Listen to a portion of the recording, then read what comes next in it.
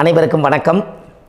பாரம்பரிய திருவள்ளுவர் குலவம்சம் பிரசன்ன ஜோதிடர் சுப மாரிமுத்து திருப்பூரிலிருந்து இந்த பதிவு உங்களுக்காக.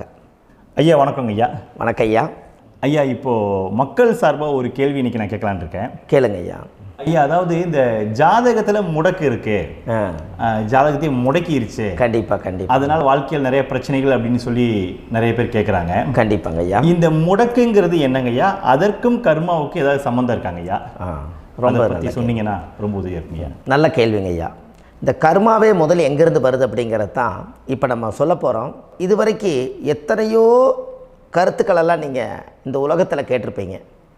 ஆனால் இந்த பதிவில் நீங்கள் பொறுமையோடு இந்த கருத்தை ஒரு இனிமையோடு நிதானமாக கேட்டிங்கன்னா உங்களுடைய ஊழ்வினை கர்மா எங்கிருந்து உருவாச்சு, இதனுடைய இந்த கர்மானால் நாம் என்ன கஷ்டப்படுறோம், நாம் இந்த பூமியில் பிறக்கிறதுக்கு என்ன வரம் வாங்கி வந்தோம், நம்ம பாவ புண்ணியமெல்லாம் ஜாதக கட்டத்தில் போய் எப்படி எடுக்கிறது, நம்மளுடைய தோஷம்னு சொல்கிறோமே அந்த தோஷம் எப்படி கிரியேட் ஆகுது, நம்ம இந்த பூமியில் பிறக்கும்போது கொண்டு வந்த கர்மாவா, இல்லை கடவுளே நம்மளுக்கு ஒரு தண்டனையாக கொடுத்த கர்மாவா, இல்லை நம்ம இந்த பூமிக்கு வந்ததுக்கு அப்புறம் செய்த கர்மாவா, இது எல்லாத்தையுமே நம்ம பொறுமையாக கேட்கணும்னா கண்டிப்பாக இந்த பதிவை நீங்கள் பொறுமையோடு கேளுங்க. உங்களுக்கு இதில் ஒரு பெரிய ஒரு ரகசியம் ஒன்று அடங்கியிருக்குது. அந்த ரகசியத்தை தான் இன்றைக்கி இந்த உலகத்துக்கு அரங்கேற்றம் பண்ணுறேன். இந்த முடக்கு நம்ம ஐயா கேட்டதில் ஒரு அற்புதமான ஒரு விஷயம் என்ன அப்படின்னு கேட்டிங்கன்னா, முடக்குங்கிறது அந்த காலத்தில் பெரிய திறமையை கட்டி போட்டு வச்சுட்டா நம்மனால் அது இயங்க முடியுமா? முடியாது இல்லைங்களா ஐயா? முடியாது. அப்போது அதே மாதிரி ஜாதக கட்டத்தில் நமக்கு வேண்டிய யோகத்தை கடவுளே நம்மளுக்கு நாம் செய்த பாவத்தினால அது முடக்கி வச்சிருச்சுன்னா அந்த பாவகத்தை அந்த ஜாதகர் அனுபவிக்க முடியுமா? அனுபவிக்க முடியாது. அப்போது அந்த அனுபவிக்க முடியாமல் வெளி உலகத்தில் போய் நம்ம தேடி போன பிறவியில் செய்த பாவத்தை இந்த பிறவியில் நீங்கள் தேடி கண்டுபிடிச்சி வாழ்க்கையில் நீங்கள் எப்போ மேலுக்கு வர்றது? அப்போது அந்த கர்மா 12 ராசி கட்டத்துக்குள்ள 27 நட்சத்திரத்தில் 9 கிரகங்களுக்குள்ள ஒரு பெரிய ஒரு ஆத்துமாத்துமான கர்மா, உங்கள் பூர்வ ஜென்ம கர்மா இதுக்குள்ளே எங்கேயோ ஒரு இடத்துல முடங்கியிருக்குது. இந்த முடக்க மட்டும் உங்கள் ஜாதகத்தில் நீங்கள் கண்டுபிடிச்சிட்டிங்கன்னா ஹைலைட்டாக வாழ்கிறதுக்கு, இந்த உலகத்தில் சுதந்திரமான வாழ்க்கை வாழ்கிறதுக்கு ஒரு மிகப்பெரிய பொக்கிஷம் உங்கள் ஜாதகத்துக்குள்ளேயே இருக்குது. அப்போது அந்த ஜாதகத்துக்குள்ளே நாம் போன பிறவியில் நம்ம கர்மா நாம் என்ன செய்திருப்போன்னு உங்களுக்குள்ளே பெரிய குழப்பம் இருக்கும். என்னங்க ஐயா, நீங்கள் என்ன கர்மா பண்ணிட்டு வந்தீங்க, நாம் போன பிறவியில் நம்ம யாரை ஒரு வதச்சோம், யாரை நம்ம மனசை புண்படுத்தினோம், நம்ம தாத்தாவுக்கு சோறு போட்டோமா, நம்ம பாட்டனுக்கு சோறு போட்டோமா, நம்ம முப்பாட்டனுக்கு சோறு போட்டோமா, நம்ம கொள்ளுப்பாட்டனுக்கு சோறு போட்டோமா, அப்போ நம்ம அப்பாவுக்கு நம்மளை பெற்றவருக்கு நம்ம சாப்பாடு கொடுத்தோமா, இவங்களுக்கெல்லாம் நம்ம சேவை பணிமடைகள் செஞ்சோமா, நம்மளுடைய உறவுகளுக்கெல்லாம் அரவணைச்சு போனோமா, நம்மளுடைய இந்த மாதிரி நாம் இரத்த சம்பந்த உறவுகளை இருந்து தான் இந்த உலகத்துக்கு நம்ம வெளியில் வந்திருப்போம். அப்போது வெளியில் நீங்கள் நிற்கிறீங்க, அப்படியே மேலே போய் பார்த்தீங்கன்னா ஒரு 7 தலைமுறையில் ஒவ்வொருத்தரும் செய்த கர்மாவெல்லாம் நம்ம பிளட்டு ரிலேட்டிவாக இப்போ நீங்கள் கரண்ட்டில் இருக்கிறவங்க கிட்ட தான் டெபாசிட் பண்ணியிருக்கோம். அப்போ இது தெரியாமல் நாம் ஜாதகத்துக்குள்ளே போய் தசாபுத்தி நல்லா தனுங்க இருக்குது, நான் ரொம்ப கஷ்டப்படுறேன், என் ஜாதகத்தில் போய் பார்த்தேன் எல்லா கிரகங்களும் நல்ல வலிமையாக இருக்குன்னு தான் சொன்னாங்க, ஆனால் இன்னும் என்னுடைய கடன் அடையலை, இன்னும் என்னோடய கர்ம தீர்ந்த மாதிரியே தெரியல, எனக்குள்ளே ஒரு தாட்டு என்னமோ நான் ஒரு பின்தங்கின வாழ்க்கையிலே வாழ்ந்துட்டுருக்கேன் அப்படின்னு நீங்கள் சொல்லும்போது, அப்போ இதையெல்லாம் தாண்டி ஒரு கர்மா உங்களுடைய ராசி கட்டத்துக்குள்ளே எங்கேயோ ஒரு பக்கத்தில் ரகசியமாக புதைஞ்சிருக்கு. அப்போது அந்த ரகசியமாக புதைஞ்சிக்கக்கூடிய அந்த முடக்கு தான் இன்றைக்கி இந்த உலகத்துக்குள்ளே நீங்கள் தெரிஞ்சுக்கக்கூடிய விஷயம். அப்போ அந்த முடக்குங்கிறது ஒன்று உண்மை. இந்த உலகத்துக்கு நம்மளை எல்லாத்துலேயும் நல்லா யோசிச்சு பாருங்கள். 12 ராசி கட்டம் இருக்குதுங்களா ஐயா? ஆமாங்க ஐயா. ஆனால் கிரகம் எத்தனை இருக்குதுங்க? 9 தான் இருக்குங்க ஐயா. ஆமாம், 12 ராசிக்கு 12 கட்டத்துக்கு 12 கிரகம் கொடுத்துருக்கலாமல்ல கடவுள். அப்போ ஏன் 3 கட்டத்தை மட்டும் எம்டி பண்ணி மீதி 9 கிரகத்தை வச்சுக்கிறாருன்னா, அப்போ நாம் செய்த 3 தலைமுறை கர்மாவுக்கு அது எந்த கட்டம் பிளாக் ஆகுதோ அந்த கட்டத்துக்குள்ளே ஏதோ ஒரு ரகசியம் இருக்கிறனால தானே எங்கேயோ ஒரு பக்கத்தில் நீங்கள் கண்டிப்பாக கர்மாவில் மாட்டுவீங்கிறது கடவுளே படைச்சு தானே இதை உருவாக்கியிருக்காரு. 12 ராசிக்கு 12 கட்டம் கொடுத்துருந்தா எங்கே நீங்கள் சுற்றி வந்தாலும் ஏதோ ஒரு வீட்டுக்குள்ளே போய் உட்காந்துக்கலாம்.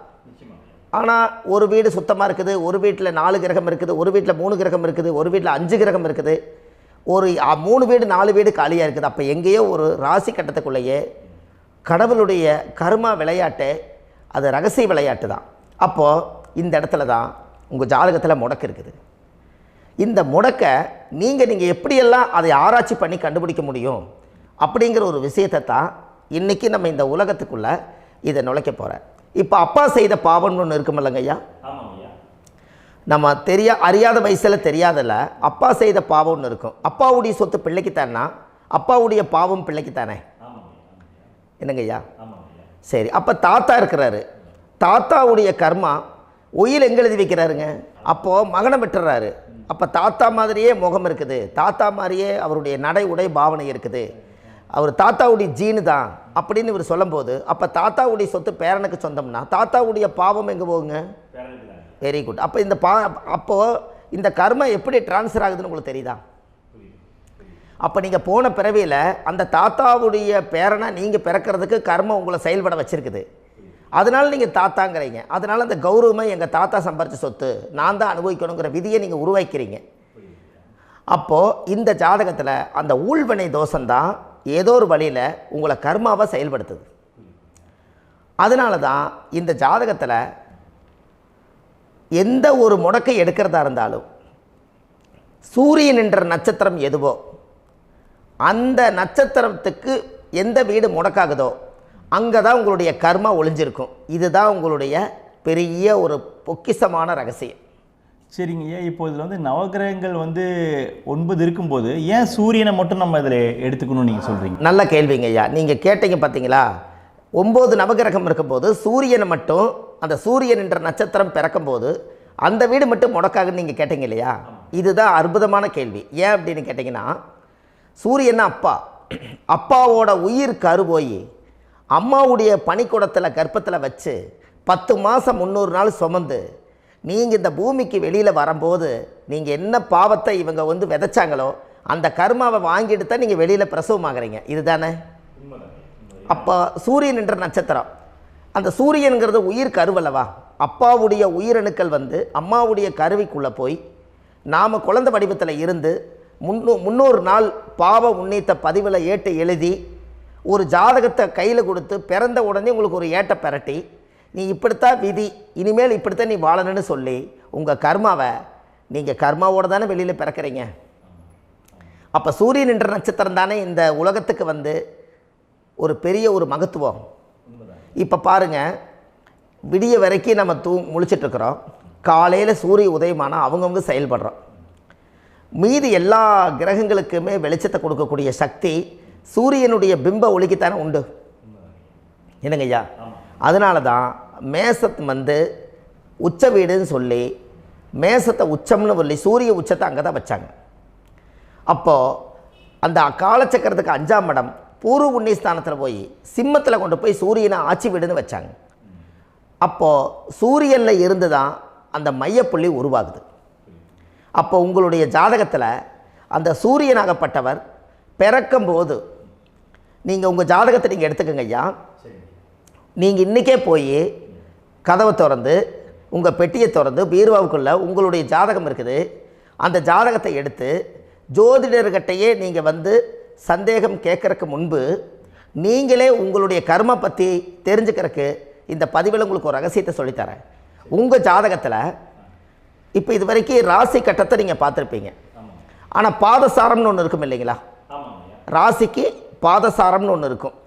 சூரியன் என்ன நட்சத்திரத்தில் இருக்குது, சந்திரன் என்ன நட்சத்திரத்தில் இருக்குது, செவ்வாய் என்ன நட்சத்திரத்தில் இருக்குது, புதன் என்ன நட்சத்திர காலில் நிற்குது, இதெல்லாமே அந்த சாரம் இல்லாத ஜோதிடம் சோரம் போய்விடும். அதனால் அந்த சாரத்தில் நிற்கிது பார்த்தீங்களா கிரகம், அதில் இப்போ நீங்கள் உங்களுடைய ராசி கட்டத்தை ஓப்பன் பண்ணுங்கள். இதில் ராசி கட்டத்தில் சூரியன் என்ற நட்சத்திரம்னு ஒன்று இருக்கும் இல்லைங்களா? அது எதுவாக வேணாலும் இருந்துட்டு போட்டோம். அந்த நட்சத்திரம் தான் நீங்கள் பிறக்கும்போது தாயுடைய கருவறைக்குள்ள கரு உருவான நட்சத்திரமே அதுதான். புரிஞ்சுங்களா ஐயா? பிறக்கும்போது நீங்கள் அந்த கருவுடைய நட்சத்திரம் அப்பா வந்து கருவை உருவாக்கி கர்மாவை விதைச்சது அந்த சூரியன் என்ற நட்சத்திரம் தான்.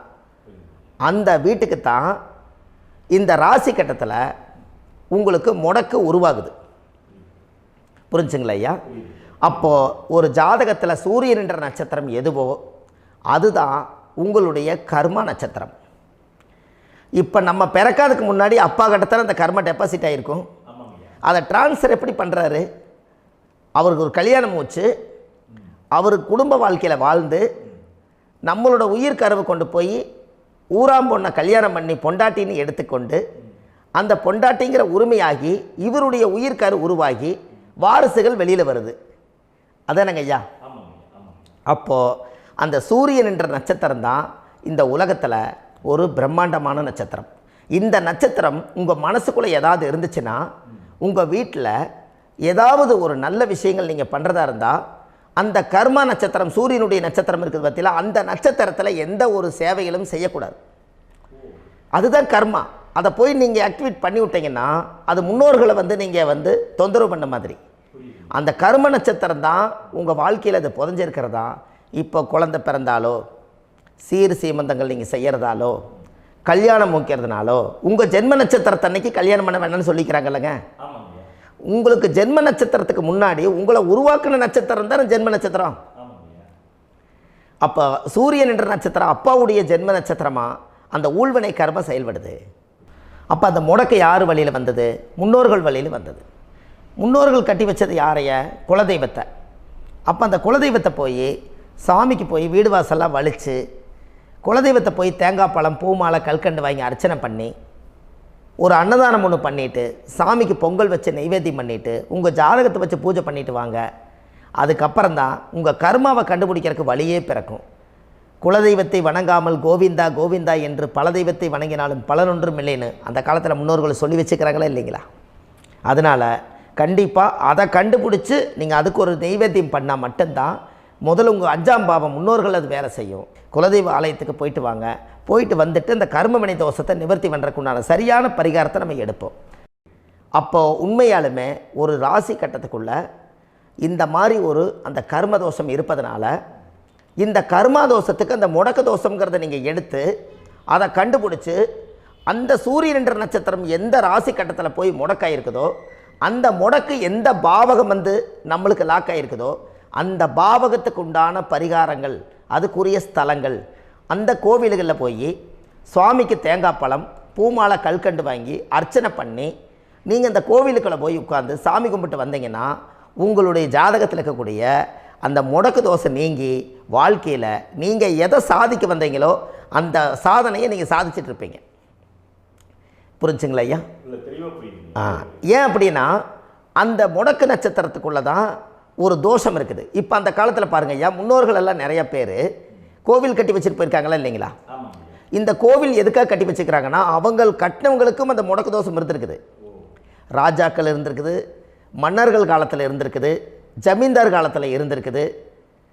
இப்போ அவங்களுடைய அமைப்புகள் எல்லாமே முன்னோர்கள் என்னமோ அறியாமல் தெரியாத தன்னடக்கம் இல்லாத ஒரு கர்மாவை இவங்க செஞ்சிட்டாலும் அதுக்குரிய பரிகார ஸ்தலங்களை கொண்டு போய் அந்த காலத்திலே ஜாதகம் பார்த்து நம்ம வந்து முன்னோர்களுடைய பாவத்தை நாம் செய்த பாவத்தையும் தீர்த்துட்டு நமக்கு கீழே அடுத்த சந்ததிகள் அடுத்த தலைமுறைகள் வந்தாலும் இந்த கோவில்களுக்கு வந்து விளக்கு போட்டு சாமி கும்பிட்டு இந்த மண்ணை மிதிச்சுட்டு போனால் அன்னையோடு அந்த கர்மா தீருங்கிறது அந்த காலத்திலேயே முடக்க தோஷ பரிகாரத்தை கோவில் வழியில் அந்த காலத்தை திசை திருப்பி வச்சுருக்காங்க.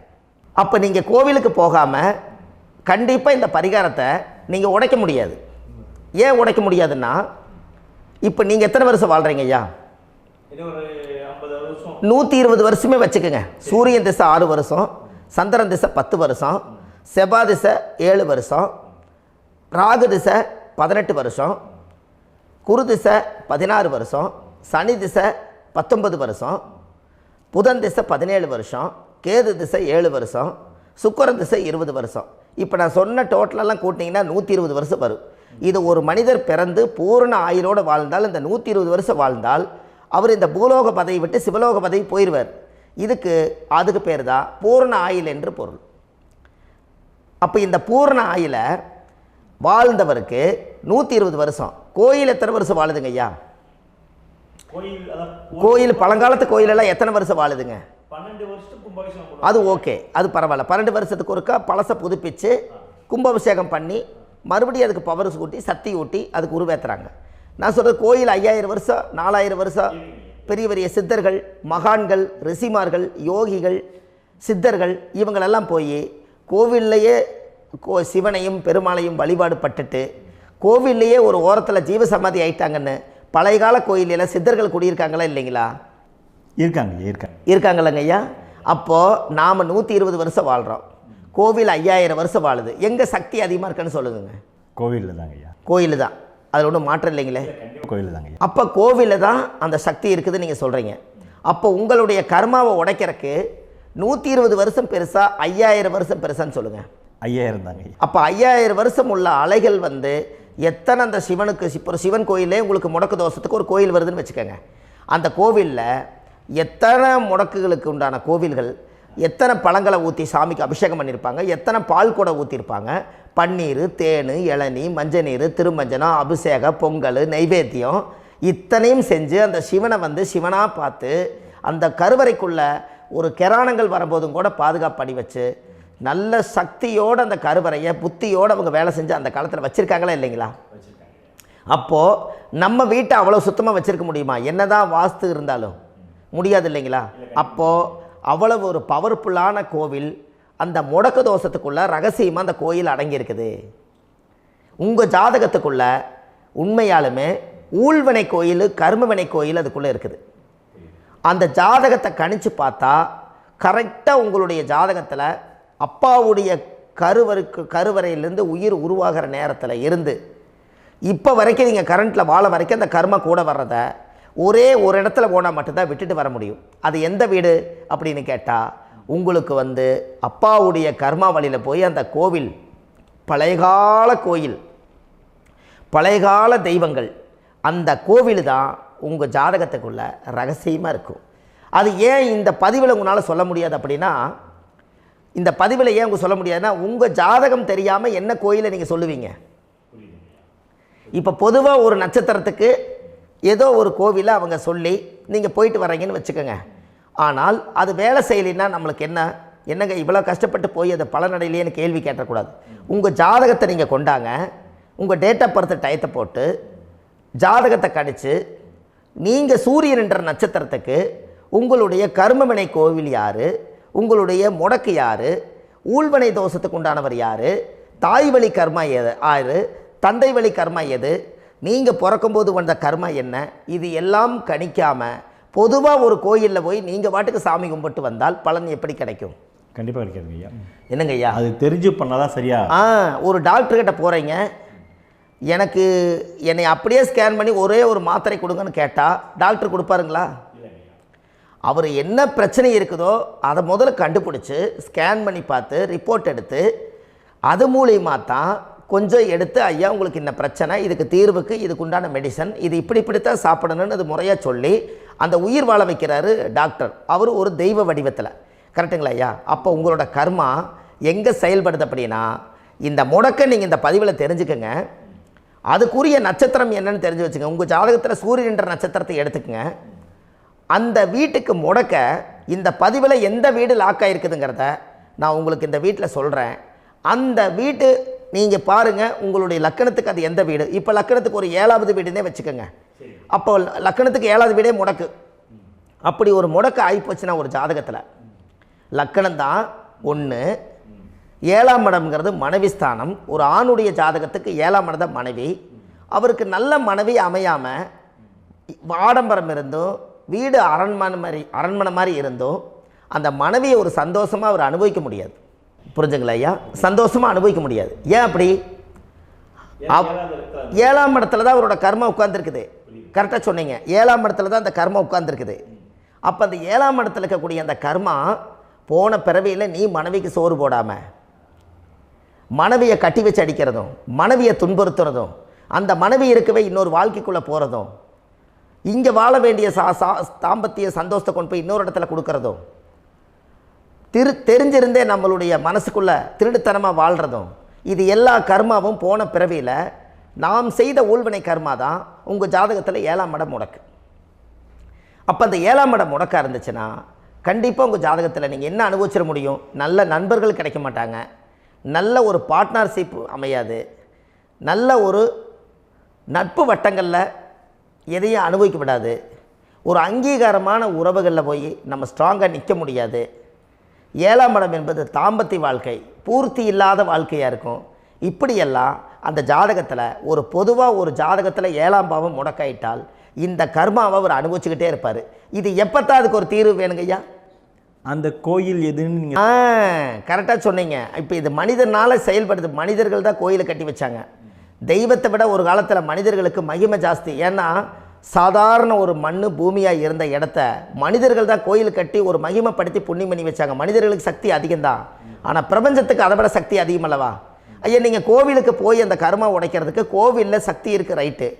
ஆனால் நம்ம வீட்டுக்கும் கோயிலுக்கும் ஒரு மிகப்பெரிய தொடர்பு என்னென்னா, அந்த கோயில் கட்டுறவங்க எல்லாமே பழைய காலத்து கோயிலெல்லாம் பாருங்கள், பஞ்சபூதத்தை வச்சு கட்டியிருப்பாங்க. பஞ்சபூதத்தை வச்சு தான் கட்டுவாங்க கோயில். அது உங்களுக்கு தெரியணும் இல்லைங்களா? பஞ்சபூதம்னா நீர், நெருப்பு, காற்று, பூமி, ஆகாயம். இந்த பஞ்சபூதத்தினுடைய சக்திகள் எல்லாம் ஒரே நேர்கோட்டுக்கு என்னைக்கு வருதோ அன்னைக்கு தான் அந்த கோவிலுடைய பாலக்கால் போட்டு 1000-2000 வருஷம் நிலச்சி நிற்கிறது. காரணம், இந்த பிரபஞ்சத்தில் பஞ்சபூதம் எப்படி நிலச்சி நிற்குதோ அதுபோல் 5000 வருஷம் நிற்கிறதுக்கு அந்த பஞ்சபூத சக்தி வச்சு தான் சாமி சிலையை பிரதிஷ்டை பண்ணி வச்சுருப்பாங்க. அதனால தான் இந்த கோயில்கள் எல்லாம் 5000 வருஷமாயும் எத்தனையோ கிராணங்களை எல்லாம் தப்பிச்சிருக்கிறதுக்கு காரணம்.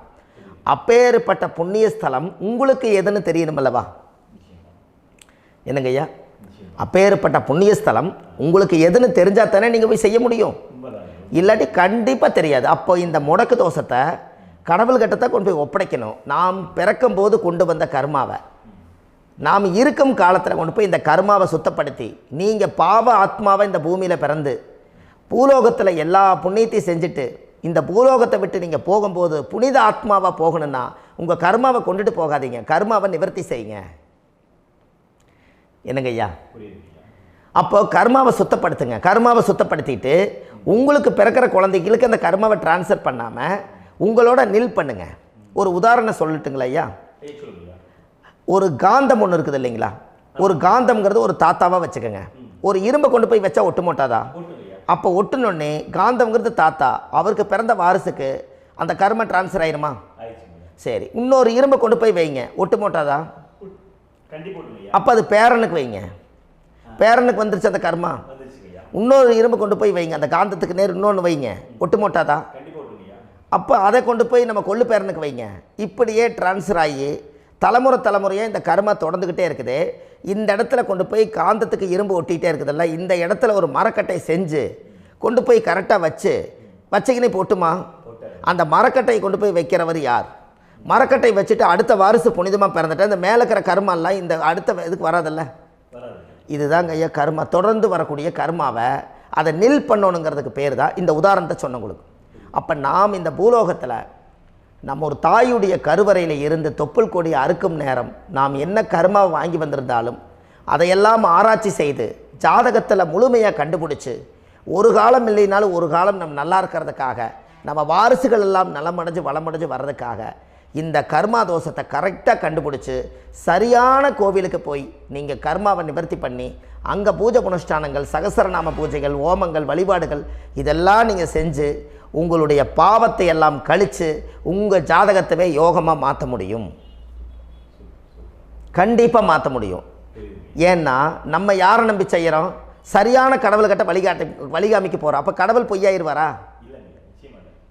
ஐயா நம்ம அதாவது அந்த காலத்தை சொல்லுவாங்க, சத்தியுள்ள சாமி கும்பிட்டு புத்தி உள்ள உள்ளே பெக்கணும்னு சொன்னாங்க. 16 வதபதன்னு பெக்கலை, எல்லாம் அறிவோடு பெற்றாங்க. அதனால் எல்லாமே தாய் தந்தைகள் பேச்சை கேட்டாங்க. அன்றைக்கி எல்லாருமே தாய் தந்தைகளுக்கு தூணாக நின்னாங்க.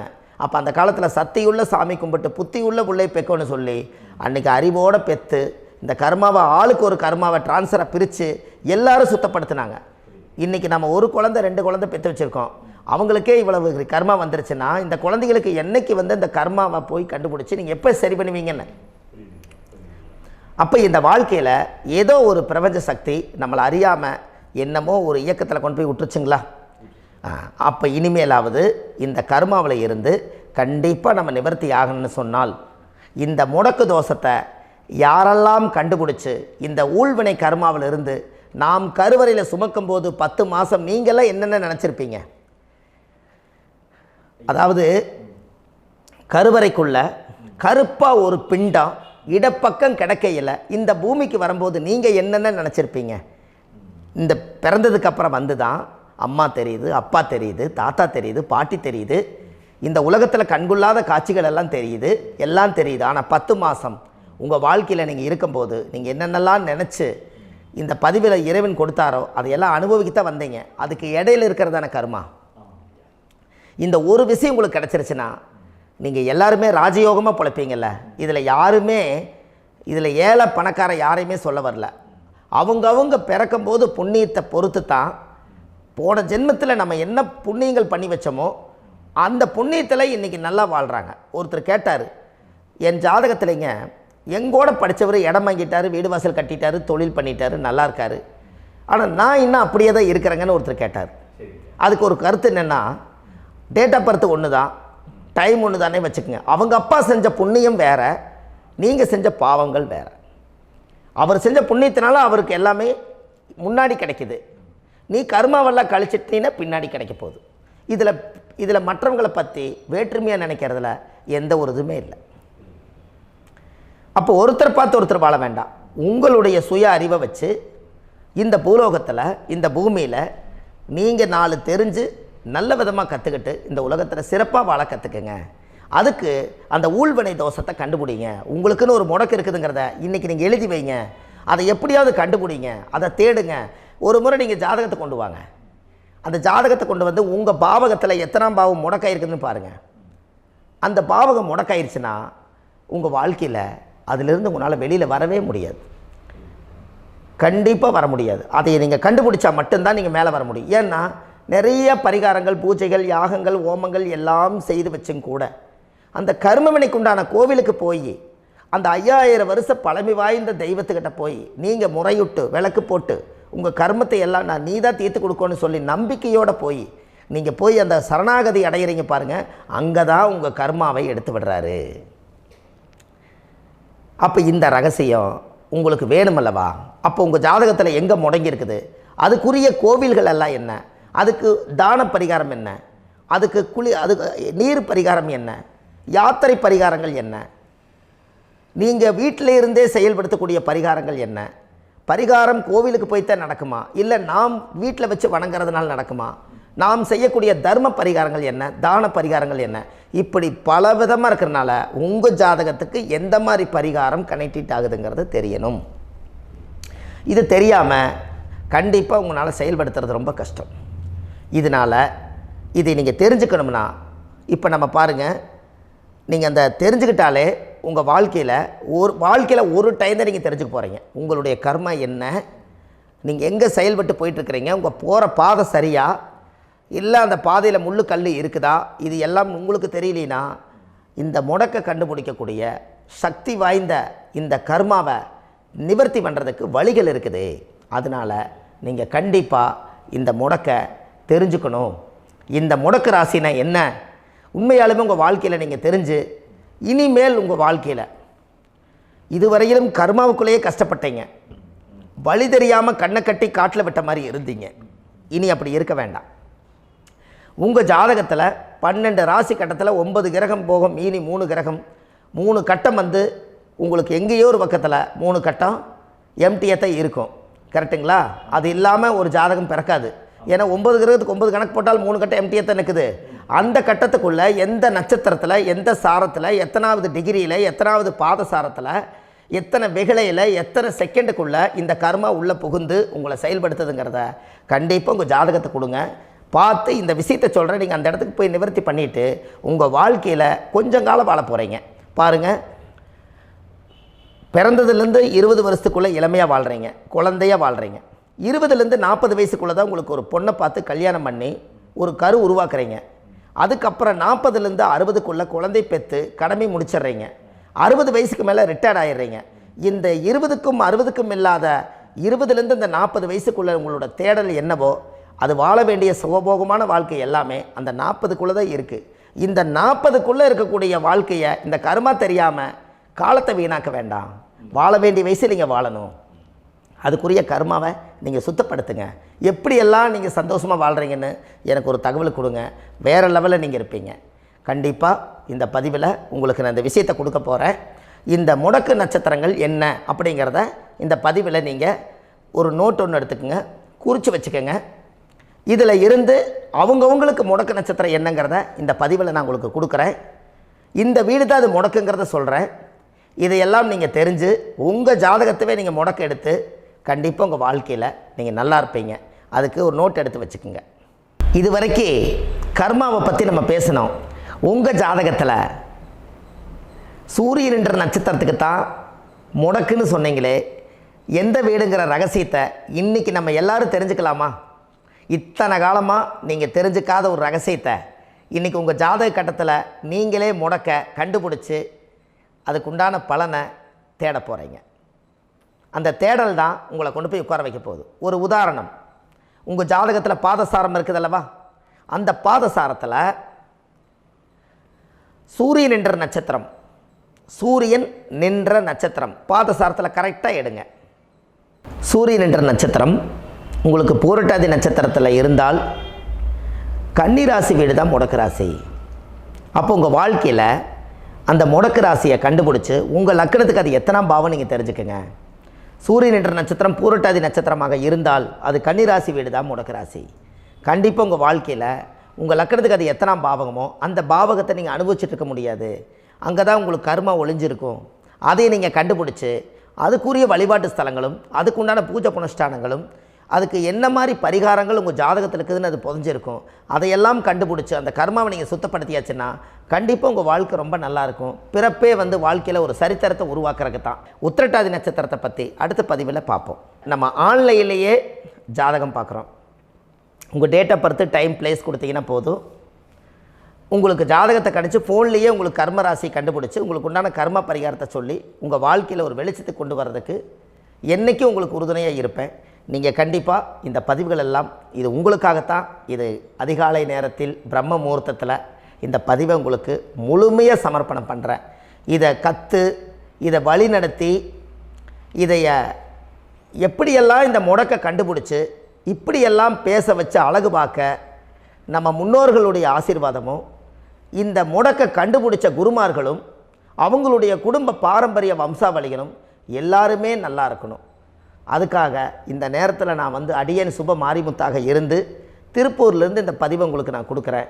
கண்டிப்பாக இந்த முடக்கு கோயிலுக்கு இந்த முடக்கு தோஷத்துக்கு உண்மையான பரிகாரங்கள், எளிமையான பரிகாரங்கள் நீங்களே வாழ்க்கையில் செஞ்சு ஆதிகால பரிகாரங்கள் உங்கள் மனசுக்குள்ளே இருக்குது. அதை செயல்படுத்தினா மட்டும் போதும், வாழ்க்கை எங்கேயோ போயிடும். கண்டிப்பாக ஒரு முறை உங்கள் ஜாதகத்தை அனுப்பி வைங்க, உங்களுக்கு நான் பார்த்து பலன் சொல்கிறேன். இன்றைக்கி நான் கொடுத்த பதிவுகள் எல்லாம் உங்களுக்கு ரொம்ப பயனுள்ளதாக இருந்திருக்கும். உங்களுக்கு இது வரைக்கும் எத்தனையோ கர்ம வினைகளை பற்றி தெரியாமல் இருந்திருப்பீங்க. இந்த பதிவில் நிறைய கேட்டு தெரிஞ்சுக்கிட்டீங்க. இதெல்லாம் வாழ்க்கையில் ரொம்ப முக்கியமான பரிகாரங்கள், எளிமையான பரிகாரங்கள். நேராக நீங்கள் கடவுளைத்தான் கெட்டியாக பிடிக்க போகிறீங்க. அந்த பரிகாரங்கள் எல்லாம் செஞ்சு அதிகாரமாக வாழ்ந்து இந்த பூலோகத்தில் நல்ல சிறப்பாக வாழ்கிறதுக்கு இந்த பரிகாரம் உங்களுக்கு ரொம்ப யூஸ்ஃபுல்லாக இருக்கும். கண்டிப்பாக இந்த பதிவை செய்யுங்க. நம்ம பாரம்பரிய திருவள்ளுவர் குல வம்சம் பிரசன்ன ஜோதிடர் சுப மாரிமுத்து, திருப்பூரில் இருக்கேன். 30 ஆண்டு காலமாக நம்ம ஜோதிடம் பார்த்து கொண்டிருக்கிறோம். இவ்வளவு காலமாக எத்தனையோ ஆயிரக்கணக்கான மக்களுக்கு நம்ம ஜோதிடம் பார்த்து வழிகாட்டி நிறைய மக்களுக்கு நிறைய சேவைகள் செஞ்சுருக்கேன். நிறைய கோயில் கட்டி வச்சுருக்கேன், கும்பாபிஷேகங்கள் பண்ணி வச்சுருக்கேன், அன்னதானங்கள் நிறையா பண்ணி வச்சுருக்கேன், புண்ணிய யாத்திரைகள் நிறைய போய் வந்திருக்கேன். மக்களுக்காகவே நான் உங்களுக்கு உழைக்க தயாராக இருக்கேன். இந்த ஜோதிடம் என்னுடைய ஒரு பாரம்பரியமாக என்னுடைய அப்பா தாத்தா முன்னோர்கள் இதெல்லாம் எங்களுடைய குலத்தொழில் இது. அதனால் நாங்கள் பாரம்பரியமாக திருவள்ளுவர் குல வம்சம். வள்ளுவர் வாக்குன்னு யூடியூப் சேனலில் போனீங்கன்னா 1000 பரிகாரங்கள் கொடுத்துருக்கேன். அதுவும் உங்களுக்கு ரொம்ப யூஸ்ஃபுல்லாக இருக்கும். வள்ளுவர் வாக்கு அப்படின்னு போடுங்க, அப்படி இல்லைன்னா சுப மாரிமுத்துன்னு போடுங்க. இதில் பரிகாரங்கள் நிறையா கொடுத்துருப்பேன். கண்டிப்பாக இதெல்லாம் நீங்கள் சந்தித்து நீங்கள் ஒரு சப்ஸ்கிரைப் பண்ணி வச்சுக்கோங்க. நான் போடக்கூடிய பதிவுகள் எல்லாமே உங்களுக்கு நோட்டிஃபிகேஷனை வந்துடும். அதனால் நீங்கள் ஒரு சப்ஸ்கிரைப் பண்ணி வச்சுக்கோங்க. தினமும் ஒரு தகவல் உங்களுக்கு கொடுத்துக்கிட்டே இருக்கேன். இதெல்லாமே உங்களுக்கு ஒரு பெரிய சந்தோஷமான நிகழ்ச்சிகள். என்றைக்கும் உங்களோட நான் வாழ்கிறேன். உங்களுடைய குடும்பத்தில் நான் ஒருத்தராக இருந்து குடும்ப ஜோதிடராக நான் இருப்பேன். கண்டிப்பாக ஆயுளுள்ள வரைக்கும் உங்களுக்காக இந்த ஜோதிடத்துக்கு உழைச்சி உங்கள் குடும்பத்தில் ஒருத்தராக நான் ஒரு ரத்த உறவில் நான் வந்து இந்த பூர்வ ஜென்மத்தில் உங்களுக்கு நான் கடமைப்பட்டிருக்கேன். கண்டிப்பாக அடுத்த பதிவில் உங்களை நான் சந்திக்கிறேன். வாழ்வது ஒரு முறை, வாழ்த்தட்டும் தலைமுறை. நன்றி, வணக்கம்.